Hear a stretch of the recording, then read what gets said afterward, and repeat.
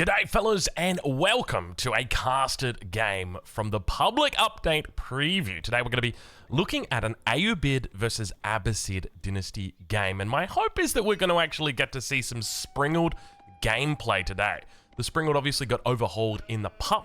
Some big changes. It no longer works as that counter to siege units, but instead is going to be countering melee units now, or at least melee infantry. So let's get into it and introduce our players for today.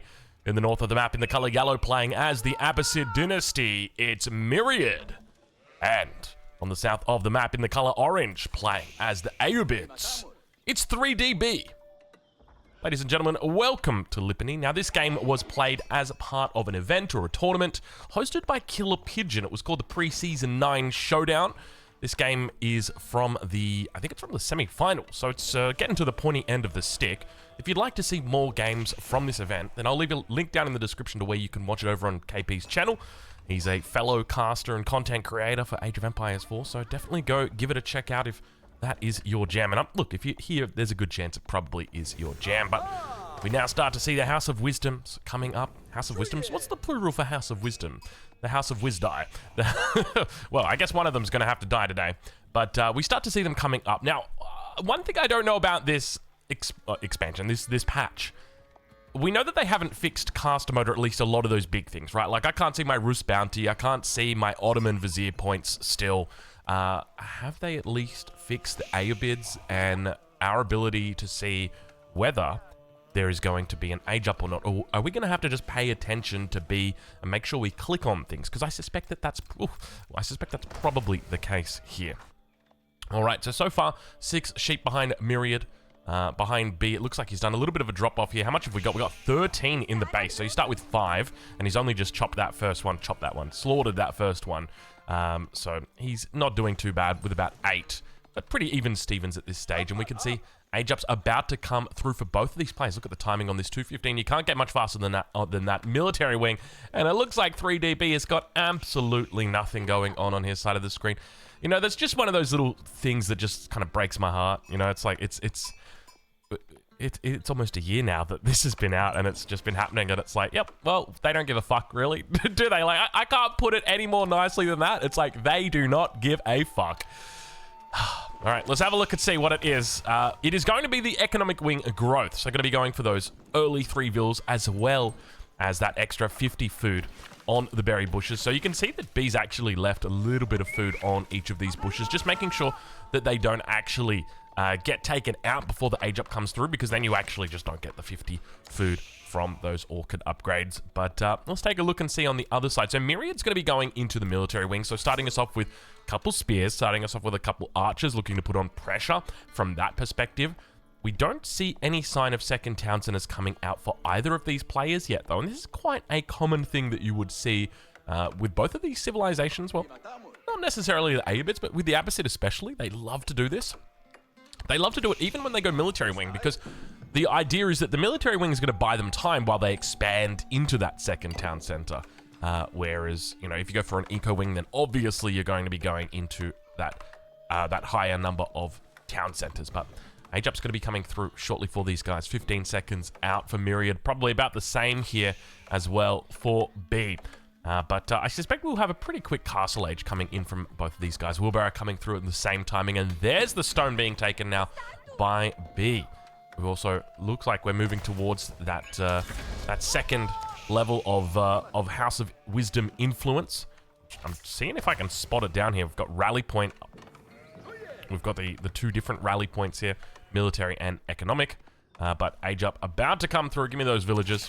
There we go, and he gets the extra little bit. You can see the timing on that's actually perfect. It was less than 10 food on both of these berry bush, and now this one here has also gone up to 98, and all of these ones have now got a lot more in them because of not only of that Ayyubid bonus, but also that extra little bit from the age up as well.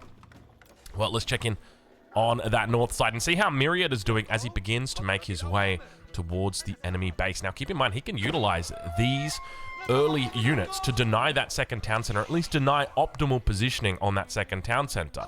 At this stage of the game, I don't know whether B has got line of sight on this. We can see at the moment that he has put down the mining camp but has not gathered any stone whatsoever. We can see he's just kind of biding his time here, realizing that there was going to be military units out and naturally unable to actually get himself that second town center up. Meanwhile, behind the scenes, we do see that Myriad is now going to be able to go for that second town center and shouldn't have too much of an issue here. But Myriad making his way around the edge.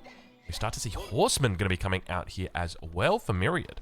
So an interesting deviation from that standard. I guess realistically, we wouldn't normally expect this with such an early aggressive note added into it, but have a look at this on the side of B, also going to be going into horsemen, which will do very well on the defensive against those archers. But B, we'll check in with him. He's got no clue at the moment where his enemy is, what his enemy is up to, but he does have the units necessary to deal with those opening units. Of course, the opening unit's going to be the 2 archers, the 2 spears, and now you can see he's getting a little bit more information. He's spotting out the enemy villagers on stone and says, okay, well, that means if you're on stone, that there's a good chance you probably don't have that many units out. Sees those enemy units on the gold, cancels the stable. Still very, very aware of what his enemy's up to and looking to match him into this mid-game. Wants to make sure he doesn't fall behind on the economic front as well. All right, another house going to be going down here. There's the horseman. So he does spot out that additional unit. He's got horsemen of his own, so he should be at the very least able to meet those horsemen in battle. But there's the Golden Age finally coming through now on that House of Wisdom. I don't actually know. Oh, it's down here. It's moved to the bottom. There we go. So that's an extra 10% for all resources. Not a bad little bonus there for him. We'll check in with Myriad as well. Myriad, of course, already picking that bonus up, but it's going to be 15% for all resources for the Abbasid. Their bonus is a little bit different. Probably a little bit more tiered towards the bigger bonuses. They get bigger jumps in their bonuses compared to the Ayyubids, but now looking to put on some pressure. The horsemen. Vills have jumped off the stone. We can see that by clicking on the stone, Myriad will know that he's got enough to drop down that second town. And a beautiful little spot that he's got here. Archers teeing off towards those back lines. Now those horsemen trying to get through. You can see that the villagers might get under attack here. He's going to do a little bit of a surround, gets the daggers out, and that is going to be good night, sweet horseman, to this bad boy right here. Single other horseman in here. No vills lost just yet at this stage. Beautiful micro coming through. And we also see on the north side, Scout is going to be out here looking to put some pressure on the villagers. They're dropping the town center down on the deer, chasing away the remnants of that army. Beautiful, massive archers here. And I'm going to say right now, well done to Beat for managing this opening so well. The fact that he was able to identify that his enemy was coming in with aggression, was able to delay this second town center. We knew that he wanted to get it down early, but he wasn't able to do that. He wasn't able to do it because of the aggression that was coming out, but he wanted to do it, we know that, because of the mining camp.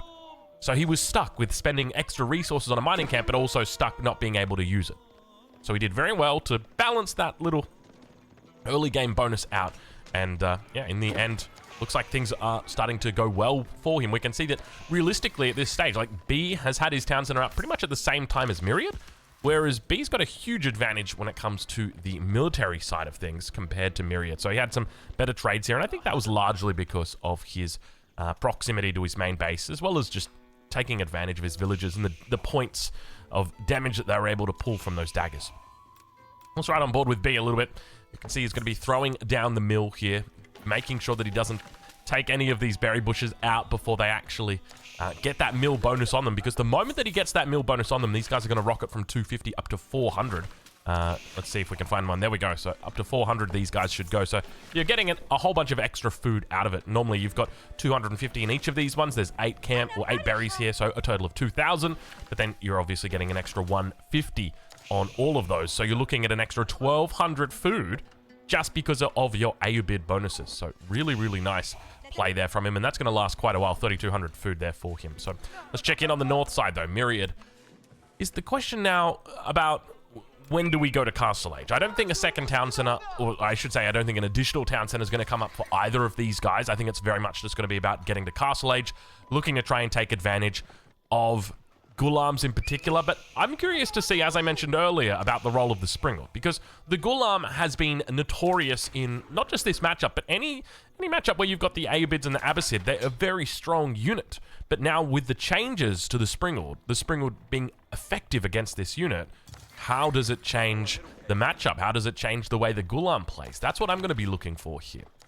So as we cross the 10-minute threshold, We'll switch it over to income per minute, get a bit of an idea on how these two are stacking up against each other. And as you'd expect, 10 minutes into the game with only a difference of 3 vils, which keep in mind were those 3 vils from his age up bonus, it's not really that much of a difference. I think, in fact, we may have actually just had our age up come through. Indeed, we did. It's going to be the military wing reinforcements that come through for B. So not opting for a quick age up, not opting for an economically focused age up. It's just going to be on reinforcements, which is a little bit strange. You know, I haven't really seen that. I've seen it in going from the Dark Age into the Feudal Age, and I've seen it from the Castle Age into the Imperial Age, but never I've seen it going from the Feudal Age into the Castle Age. So very, very interesting decision. That's going to give him 3 Desert Raiders immediately, and then for every 2 minutes for the rest of the game, that will give him a little bit as well. But units continue to push through here. Keep in mind that age up is through. I don't think Myriad's actually got any age up at the moment. He's been focused on making quite a bit of units, but looks like he might have caught B out of position here. Phil's going to be running around the town center, evacuating out over towards that top side, hoping to reunite with his army. Army obviously caught out in a bit of an awkward spot here. Vils just doing their best to run. I think at this point you probably want to just move these Vils in the town center over to the main base and then bring these Vils back into the TC. That's probably the best way to do it. Desert Raider's going to come through, and it looks like he has respected this. Takes out the 4 villages there, but Vil count still pretty even Stevens at this stage of the game. No longer does B have that advantage he once did. Age up about to come through. Now, another 25 seconds on that. Meanwhile, in the north of the map, we're right on board with Myriad. Of course, no age up just yet, but I suspect probably going to be looking at going into the culture wing here. Will be a very good option into the mid game for him. Of course, could look to go eco wing, but you don't really... Yeah, I don't know if it's really worth it on Lipany to be going into the eco wing just yet. Definitely once you reach the Imperial Age, you'll be considering it, but we do now start to see archer numbers building here. Quite a few Desert Raiders as well. And there's the age up now coming in. 4B is going to immediately get those extra 3 Desert Raiders, so that'll be very nice for him to help bolster this position on the front. Able to take out that scout. Now we start to see walls coming up towards the north. Keep in mind, walls were most recently nerfed. Not as strong as they used to be. They take a little bit longer to get online. But B is going to be moving into the veteran Desert Raider. We start to see upgrades coming through as well. +1 ranged attack, +1 ranged armor. Also, slowly and steadily, these numbers begin to trickle downwards for both players. Myriad trying his best to keep the unit number high while also looking at getting that age up through. He's about to click up any second. You can see he's got 515 gold in the bank as the second golden tier is now activated, and it will be a culture wing. No real surprise there that the culture wing is coming through. Meanwhile, big veteran units now starting to come through for B. From the bottom side, he looks to try and make his way through. Camel Lancers are out onto the field. Have a look at the amount of spears that are here. Definitely not enough to combat this. You can see the Desert Raiders are getting some decent shots off, but there's not a huge amount of archers here. And Desert Raiders don't get bonus damage against those spears. They only get bonus damage against cavalry when they're in that melee form. Otherwise, it's that flat damage that they have. And slowly, the numbers get eaten alive. I'll be honest, I'm not a huge fan of the Desert Raider, and you can see exactly why that is right there. Just an absolute evisceration by Myriad, just with basic trash units. Now, to be fair, Abbasid trash units are the best trash units in the game, especially when you open with military wing. If we just take a quick look, a little bit of a look-see over here. Not only do you start off with... Oh, never mind. Not only do you start off with boot camp, you've also got access to composite bows once you reach the castle age. But the big thing is going to be that phalanx upgrade, which isn't quite in just yet, but it will be shortly. And once it's online, you're going to have spearmen that have got more health, that attack further, and you've got archers that have got more health that attack faster. So it's a really nice trash composition, and that's not even thinking about the Imperial Age. But now, Camel Lancers from that top side, looking to try and find an angle once again, but the good, beautiful control coming out from Myriad. It definitely looks like he's got control here in these fights into the mid game, but the numbers do start to build for B. Double broad axe as well as that phalanx upgrade coming in. Another 5 seconds to go before that age up is online, but it feels like B is starting to eat away at his army presence. You can see those numbers slowly getting into favor for B, and now looking to try and chase away his opponent. +2 ranged armor is coming online here for B. This will give him quite a good position to break. Hopefully from Myriad, we start to see things like +2 ranged attack, composite bows coming through, and of course we've got that veterancy already on the way. He's got plenty of gold in the bank, so it's only a matter of time until he starts thinking about clicking those techs. Phalanx almost through here. Meanwhile, behind the enemy lines, or behind the scenes, we start to see walls coming up as well for B on the south side. Ghulams now also coming out. You got to be careful with the Ghulams. They are quite slow and they are prone to being kited. But numbers still looking decent here. A lot of barracks coming up for Myriad in the north. Playing this very well, both of these guys. You can see how evenly matched they are. Economy still looking decent. How are we doing on relics? Let's take a look right here as the Dervish. Going to be the first religious unit of the game in Q. Let's see if we can find that mosque. Oh, it's the double mosque, the fabled double mosque. He's going to need to scout out that east side of the map. There is a single relic out there. So he does know about every other relic on the map though. So he'll look to start grabbing these, and you can see that's pretty much why he's camped up in the position that he is. I suspect this Dervish is going to be running out directly towards this, and we can see that first mosque is indeed rallied out towards this relic. So just looking to camp it up, deny that advantage from his opponent. Wants to try and eke out every little bit of eco advantage. And have a look at this. Look at the amount of vills that are coming out. I don't know what the... Oh, he was planning on building the mill over here and looking to deny those enemy berries, but not going to be able to find it. Those walls instead going to be forcing those vills to run the long way. And it was only when he saw where they were going that he realized, hold on a minute, I can't get there. But fortunately, B sends out a couple units over towards that angle. Upgrades really starting to come through for Myriad. Have a look at this. We're getting now lumber preservation, the new artwork, together with composite bows going to be coming through here. But now, more and more units rallying out across the map. There it is, the Dervish. Doesn't look like Myriad's making any attempt whatsoever to contest relics. That is going to be his safe relic, his closest relic. But this could be a little bit awkward as he has microed it around the back, but hasn't microed it around the front. Vils managed to jump inside the outpost, does lose quite a bit. He's down 8, and there he goes, looking for a bit of a walla-lol. Oh, he's in trouble! Oh, my lord, that could have been bad. That could have been really bad. I think the crossbows managed to get that last little bit of damage in for him. But now, Relic's in a little bit more manageable position. Behind the scenes, it looks like the wall's been broken through. No, it's not the wall that's been broken through. It is the trees that have fallen down. And it's only a matter of time till the cavalry or the camels get behind. And in this case, it was definitely the latter. But towards the top side, we can see the wolf is actually going to be turning on Myriad here. He manages to pick it up. And we now start to see those relics getting picked up across the map. First one is on its way back. Second one shortly. And we've got a full cav composition coming out today from B. He is playing full cavalry. We don't see any siege out just yet, but keep in mind, if he wants to start making siege, he can do that with his cavalry. After you age up with the military wing, specifically if you go with the Desert Raiders, it gives you the ability to make siege. And look what we have got here. Ladies and gentlemen, you'll be familiar with my good old friend, the Mangonel. In fact, it looks like we might be getting a second one. Sorry, it's not a Mangonel. I do apologize. It's a Manganique. It is the unique Mangonel that looks and feels and smells identical to the Mangonel, but it does get an alternative fire option. But now pushing through, nice shot from the Mango. Mango's not dead. Do not be alarmed. I know that many people were. They said, well, the Mangoes are dead. What are we going to do now? Have a look at that. Didn't stand a chance at all. Look at the defense. I tell you what, those Desert Raiders working well together on the back line with those Mangoes, or Manjeeks.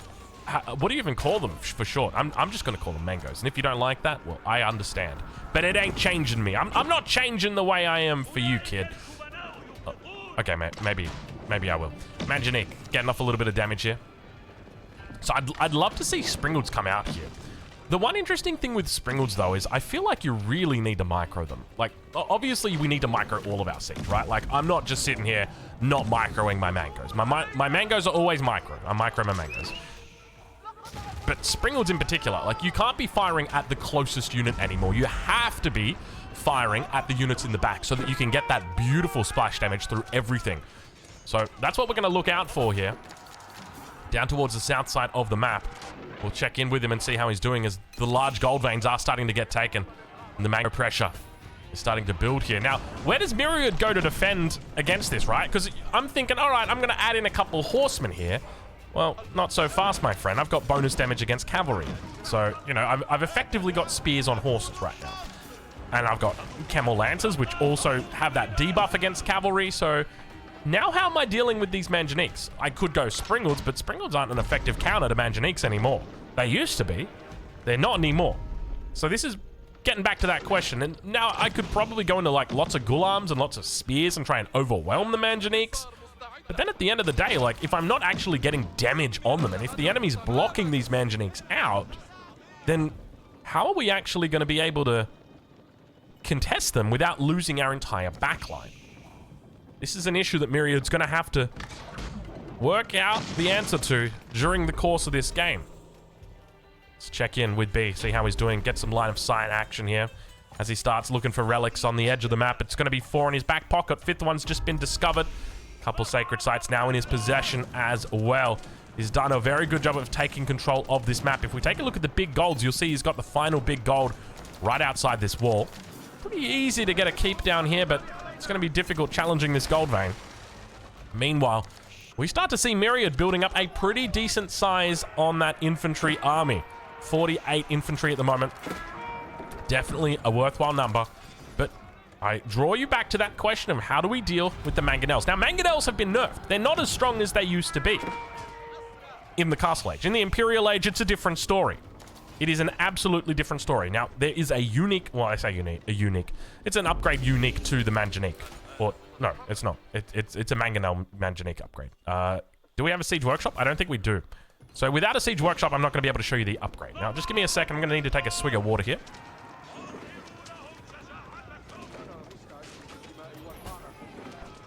Okay, I lied. That was like 5 swigs of water, and it was so damn good, dude. Water, S tier. Except when you're playing Age of Empires 4. Water, not S tier at all. Don't play water maps. Who knows? Water, maybe water's good. Dervish on the backline. Okay, not looking terrible. 3rd Manganique is here. Keep getting thrown down. Infantry numbers looking scary, and he's taken out the 1st Manganique. Looks for a little bit of damage. Not going to be able to find it. Beautiful micro from Myriad as he moves away from the monstrosity of camel units. Meanwhile, let's check in with B. I just want to make sure he's not going for any sneaky age ups. It doesn't look like it just yet. Does have that 3rd tier of the House of Wisdom coming through. So he's got the research speeds, got the production speeds. Just needs to wait for that tier 4 for the siege units. That's what we're going to be looking out for. It's about halfway there at the moment, 39 out of 50. Halfway there in comparison to where he was at the last stop. So more Manganique's going to be coming out for B. He's up to 3, looking to drop down a 4th one. We don't see any siege response yet from Myriad.